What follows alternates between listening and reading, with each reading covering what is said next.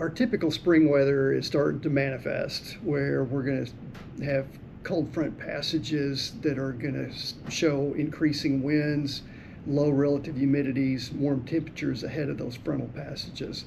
And with that, we'll start to see some increased drying of our wildland fuels across the state. In some areas of Oklahoma, it's been over 100 days since we had a wetting rain. So those areas are particularly vulnerable right now to wildfire.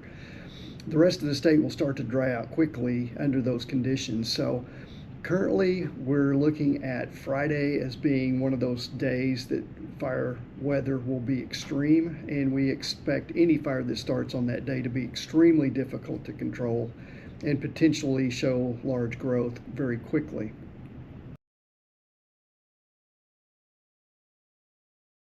We started to pre-position resources across the central and western Oklahoma. We have resources in Guthrie and in Woodward that'll be ready to respond and support the local fire department responses, also to provide that different types of equipment and knowledge to work with the fire departments to address values at risk, or to work in areas that are traditionally much more difficult for a local fire department to deal with. And I'm talking like the terrain, the canyons, the things where their trucks won't go. That's where we'll take over and work together to be sure that we can get around a fire and minimize the loss of life and property.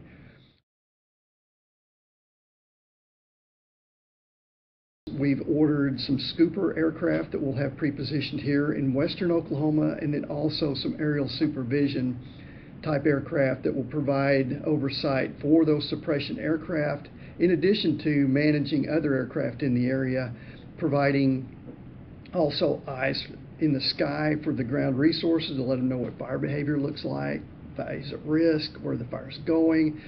And so it's a multi-purpose type aircraft that we'll have here as well.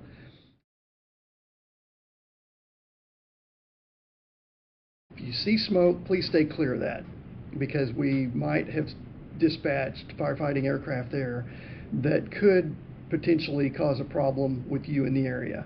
If you have a drone, please, no drones in the areas of the fire. And whether that's personal drones, media, emergency management, anybody, please keep that away, especially if you're working in close proximity with any Oklahoma Forestry Services resources, because we may have dispatched aircraft there, and drones and our suppression aircraft don't mix. So please keep those out of the airspace. We anticipate is going to peak on Friday. We'll have a couple of days of lower conditions, but then again on Monday, conditions will again ramp back up, high fire danger again. That's going to necessitate that added resource complement that we bring to bear to central and western Oklahoma.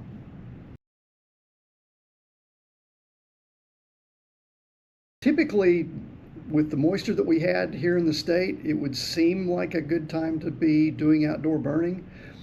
However, with the winds that we're going to experience here in the next few days, I would say if you have a burn plan for the upcoming week, to please put that off for another day. When conditions moderate, when the winds will be less, when we've received a little moisture and possibly some green up that will allow the burn to be safe and manageable. Also, if they have burned, if anybody's burned in the last week, is to go back and check and make sure that fire is out. Even though it may be a couple of days since you visited that burn pile or where you did that burn, there may be things still smoldering that could blow out once the high winds arrive and blow embers out into the surrounding vegetation. Then we've got a wildfire situation. And though that happens quite a bit here in Oklahoma, and it's not necessarily the days that people pick to burn, but it's those days following that are critical for them to pay attention to.